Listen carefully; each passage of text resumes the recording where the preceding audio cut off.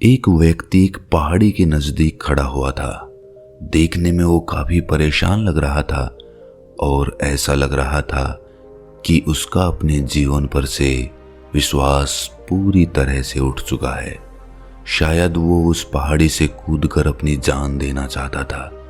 देखने में उसकी उम्र कुछ ज्यादा नहीं लग रही थी। वो नौजवान था, पूरी उम्र उसकी अभी बाकी थी, लेकिन जिंदगी में अनुभवों की कमी होने के कारण उसे अपने ही दुख सबसे ज्यादा लग रहे थे। इसीलिए उसे कोई और रास्ता नजर नहीं आ रहा था। उसे सिर्फ एक रास्ता जो उसे सबसे आसान लग रहा था वो आत्महत्या का ही था। जब उसने खाई की तरफ अपने कदम बढ़ाने शुरू किए तो तभी वहां से एक बौद्ध भिक्षु गुजर रहे थे। उन्होंने उस नौजवान की तरफ देखा और देखते ही समझ गए कि ये नौजवान यहाँ प्रकृति का मजा लेने नहीं आया, बल्कि ये अपने आप को ही क्षति पहुंचाने आया है। उन्हें समझते देर ना लगी कि इसे अगर अभी नहीं रोका गया तो ये खुद की जान ले लेगा। इसीलिए उस बौद्ध भिक्षु ने उस नौजवान को पीछे से आवाज लगाई। अगर बौद्ध भिक्षु उसे सीधे सीधे तौर पर यह कहता कि अपनी जान लेने से कोई फायदा नहीं होगा तो शायद वो इंसान उसकी बात सुनता भी नहीं, क्योंकि ये बात पहले भी कितने लोग उसे बता चुके थे। इसीलिए बौद्ध भिक्षु ने अपनी बुद्धिमानी का परिचय देते हुए उस नौजवान युवक से पूछा कि हे बंते, मैं श्रावस्ती नगर की तरफ जा रहा हूँ, क्या तुम्हें उस नगर का रास्ता पता है? अगर तुम मुझे वो रास्ता दिखा दो तो मैं तुम्हारा बहुत आभारी रहूंगा। उस नौजवान युवक ने अपने आसपास देखा तो कोई भी वहां पर मौजूद नहीं था जो उस बौद्ध भिक्षु को श्रावस्ती का रास्ता बता पाता। इसीलिए उसने अपने कदम पीछे हटा लिए और वापस लौटकर वो उन्हें रास्ता बताने लगा। रास्ता पूछने के बाद बौद्ध भिक्षु ने उससे पूछा कि हे बंते, तुम दिखने में तो नौजवान हो, अभी युवा हो, तुम्हारे सामने तुम्हारी पूरी जिंदगी है, तो ऐसी क्या बात है जिससे तुम इतने परेशान हो? तुम्हारे चेहरे पर परेशानी के भाव बहुत दूर से भी झलक रहे हैं। क्या तुम्हारा अपने परिवार से झगड़ा हुआ है? क्या तुम्हें किसी से धोखा मिला है, या फिर तुम्हारा किसी व्यापार में या किसी काम में नुकसान हुआ है? ऐसी क्या बात है जो तुम इतना परेशान हो? इतना सुनते ही वो नौजवान फूट फूट कर रोने लगा। उसके अंदर का तूफान अब बाहर आ रहा था। उसने रोते रोते बौद्ध भिक्षु को कहा कि हे बंते, मेरा बहुत बुरा समय चल रहा है। मेरे माता पिता स्वर्ग सिधार चुके हैं और मेरा इस दुनिया में मेरी बीवी बच्चों के अलावा और कोई भी नहीं है, लेकिन मैं उनका पालन पोषण भी ढंग से नहीं कर पाता हूँ। मैं इतना भी नहीं कमा पाता कि उनका समय पर पेट भर सकूं। तो आप ही बताइए कि मुझ जैसे नीच इंसान को इस दुनिया में जीने का क्या हक है, जो अपने परिवार का भी पेट नहीं पाल सकता। मैंने बहुत कोशिश की, लेकिन ये दुनिया मेरी मजबूरी ही नहीं समझती। सिर्फ मुझसे काम निकालना जानती है, लेकिन उस काम के बदले सही दाम मुझे कभी भी नहीं मिलता। मैंने लोगों से हाथ जोड़े, उनसे याचना की, उनको कहा कि मैं बहुत दुखी हूँ, मैं जी नहीं पाऊंगा अगर आप लोग भी मेरे साथ ऐसा करेंगे, लेकिन किसी ने मेरी बात नहीं समझी और अब मेरे से अपने परिवार का दुख देखा नहीं जाता। इसीलिए मैं यहाँ पर अपनी आत्महत्या करने के लिए ही आया था। अगर आप मुझे नहीं बुलाते तो शायद अभी तक तो मैं उस खाई में कूद भी चुका होता। आप कृपया करके अपने रास्ते पर आगे बढ़ जाएं और मुझे अपनी जिंदगी खत्म करने दें। ये सुनकर बौद्ध भिक्षु ने एक वृक्ष की तरफ इशारा करते हुए कहा कि बंते, इस धूप और छांव की तरह हमारी जिंदगी में भी सुख और दुख हमेशा आते और जाते रहते हैं। तुम हमेशा अपने जीवन में दुखी नहीं रहे होगे। तुमने अपने जीवन में कुछ पल खुशी के भी बिताए होंगे, चाहे वो समय तुमने पहले बिता लिया, लेकिन तुम्हारे जीवन में एक अच्छा समय भी रहा होगा। लेकिन अभी तुम्हारा समय बुरा चल रहा है, ठीक उस छांव की तरह। लेकिन याद रखना, ये छांव हमेशा नहीं रहेगी। ये छांव चली जाएगी और धूप फिर से आएगी। लेकिन उसके लिए तुम्हें थोड़ा धैर्य रखना होगा, थोड़ा इंतजार करना होगा। लेकिन अगर तुम्हारे अंदर धैर्य नहीं है, अगर तुम अपने जीवन में सिर्फ सुख चाहते हो, तो तुम भ्रम में हो। तुमने अपने जीवन को पहचाना ही नहीं। जीवन सिर्फ एक तरह नहीं चलता, उसमें उतार चढ़ाव आते ही रहते हैं। मैं मानता हूं कि जीवन में कभी कभी दुख बहुत ज्यादा बढ़ जाते हैं और इंसान को कोई भी रास्ता नजर नहीं आता। लेकिन तुम मुझे एक बात बताओ, अगर तुम आत्महत्या कर भी लेते हो, अपनी जान दे भी देते हो, तो तुम्हें क्या पता कि बाद में तुम्हें खुशी ही मिलेगी? क्या पता यहाँ जान देने के बाद आगे और भी ज्यादा दुख हो और भी ज्यादा परेशानियां हो। तुम तो इसी ख्याल में हो कि यहाँ से जैसे तैसे छुटकारा मिले, लेकिन यहाँ से छुटकारा पाने के बाद आगे क्या होगा ये तुम्हें क्या पता। उस युवक ने हाथ जोड़ते हुए कहा कि हे बंते, मुझे तो कुछ समझ नहीं आ रहा कि मैं क्या करूं। मैं जीऊं या ना जीऊं। जीता हूं तो भी मेरे जीवन में कुछ नहीं है, तो भी वो दुखों से भरा हुआ है। और अगर मैं मर जाता हूं तो मुझे तो आगे का भी नहीं पता कि आगे क्या होगा। मैं अपने रास्ते से भटक गया हूं, मुझे कोई रास्ता नजर नहीं आ रहा। क्या आप मेरा मार्गदर्शन कर सकते हैं कि मुझे क्या करना चाहिए? बौद्ध भिक्षु ने विचार मग्न होकर कहा कि हे बंते, परमात्मा समय समय पर हमारी परीक्षा लेते रहते हैं। उस परीक्षा में कुछ लोग हिस्सा ही नहीं लेना चाहते, वो परीक्षा देना ही नहीं चाहते, और कुछ लोग उस परीक्षा को हंसते हंसते स्वीकार कर लेते हैं। अगर तुम बुरे वक्त में भी खुश रहना सीख जाते हो, तो मतलब तुम परमात्मा की परीक्षा में उत्तीर्ण हो चुके हो।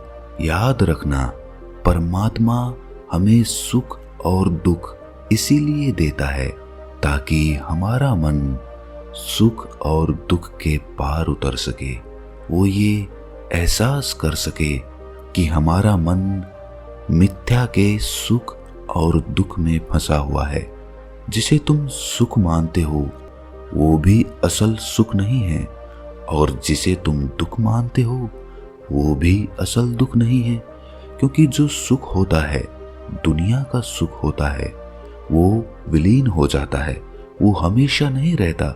जैसे कि तुम कभी सुखी रहे होगे, लेकिन अगर वो सुख असली सुख था तो फिर वो गायब क्यों हो गया, वो चला क्यों गया? और इसी तरह ये दुख भी है, ये भी असली नहीं है। ये तुम्हें भले ही असली लग रहा हो, क्योंकि दुख के कारण तुम्हारी बुद्धि पर, तुम्हारे विवेक पर एक पर्दा पड़ गया है, और उस पर्दे के कारण तुम ये देख ही नहीं पाते कि ये सुख और दुख माया का ही एक रूप है।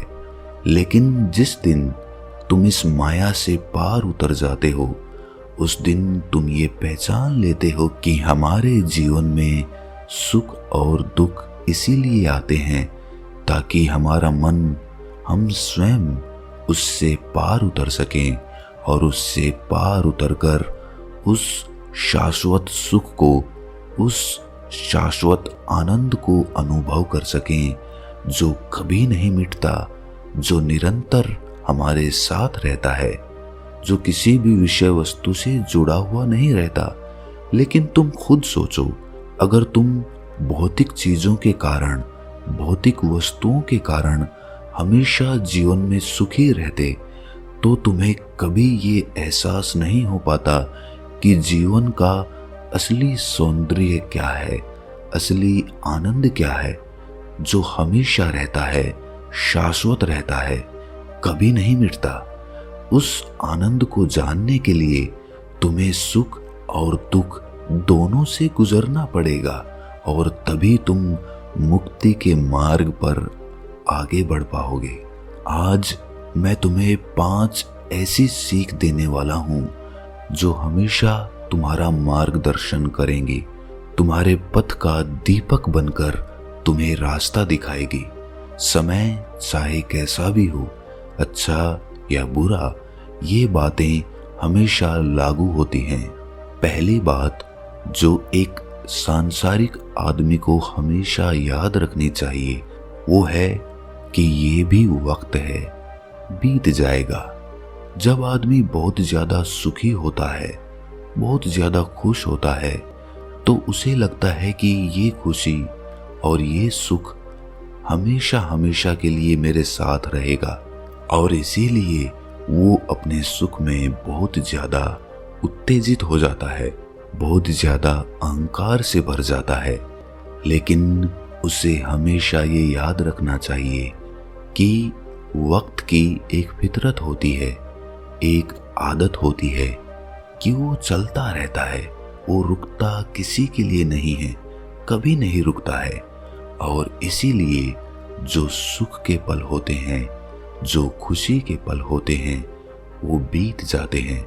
और जो बुद्धिमान आदमी होता है वो ये जानता है कि ये भी वक्त है, ये भी बीत जाएगा।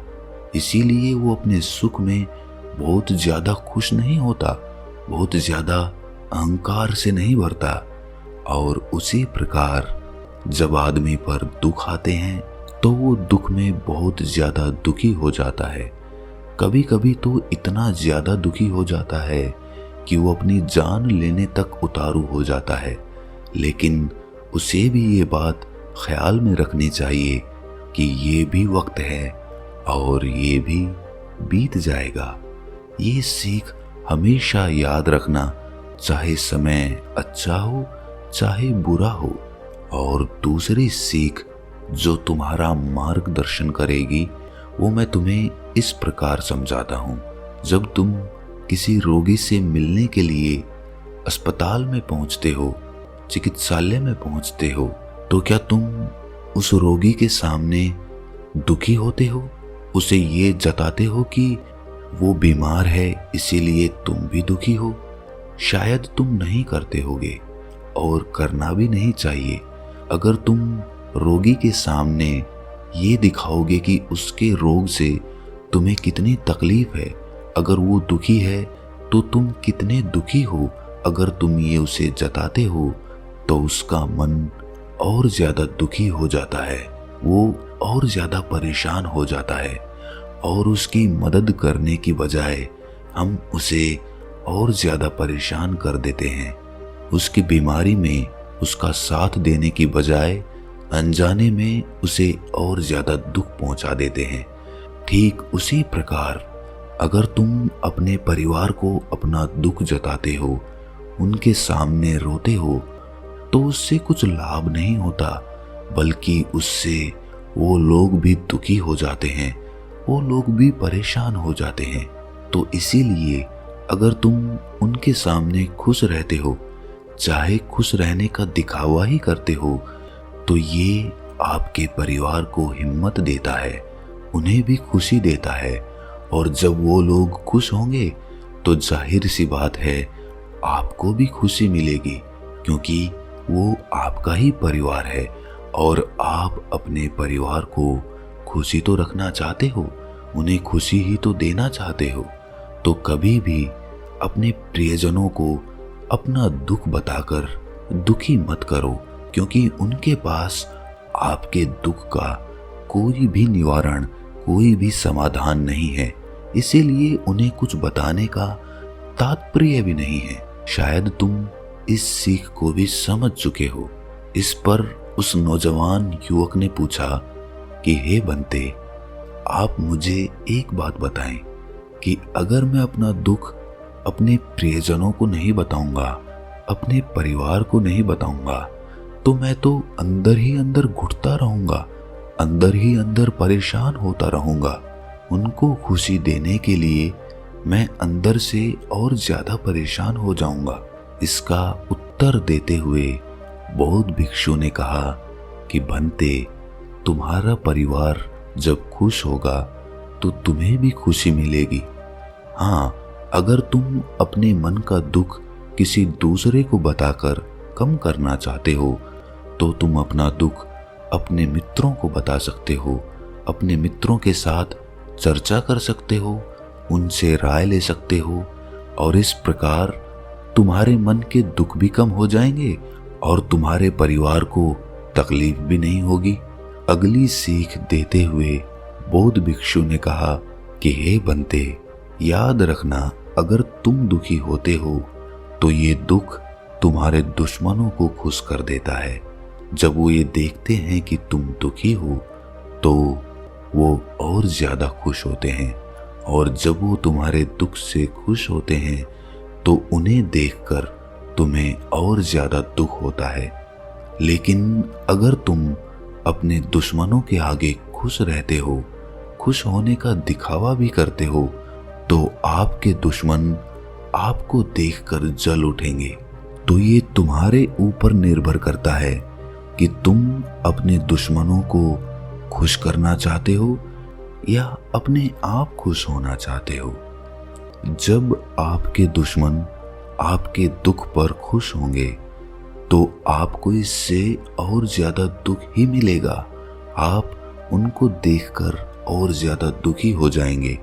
इसीलिए अपने दुश्मनों को कभी भी ऐसा मौका ना दें कि वो आपके दुख पर जश्न मना सके, खुश हो सके।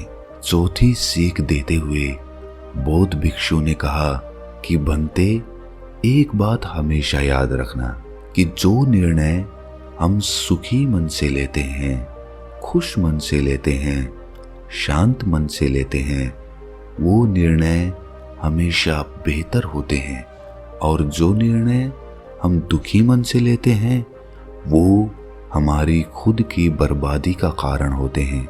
वो हमारे दुख कम करने की बजाय हमारे दुखों को बढ़ावा देते हैं। इसीलिए अगर कोई भी निर्णय लेना हो तो कभी भी दुखी मन से मत लेना, क्योंकि दुखी मन आपकी आंखों के सामने एक अंधकार पैदा कर देता है और वो अंधकार आपको स्पष्ट देखने नहीं देता और इसीलिए आपका निर्णय गलत हो सकता है। और अगर आपका निर्णय गलत हुआ तो जाहिर सी बात है आपके मन को दुख तो मिलेगा ही मिलेगा। इसीलिए हमारे ज्यादातर दुख सिर्फ हमारे निर्णय पर ही आधारित होते हैं। जो हम आज निर्णय लेते हैं उससे हमारा कल निर्धारित होता है। अगर तुमने अपने जीवन में शांत मन से निर्णय लिए होते तो शायद आज तुम इतने दुखी भी नहीं होते। ये सिर्फ हमारे निर्णय लेने का तरीका ही है जो हमें खुशी या दुख पहुंचाता है। इस बात पर हमेशा पूरी सावधानी बरतना कि जब भी तुम निर्णय लो तो तुम्हारा मन शांत हो, खुश हो, उस पर किसी प्रकार का दबाव ना हो, वो किसी के अधीन ना हो, वो स्वतंत्र हो। और जो स्वतंत्र निर्णय लिए जाते हैं वही असल में जीवन को बदल देने वाले निर्णय होते हैं।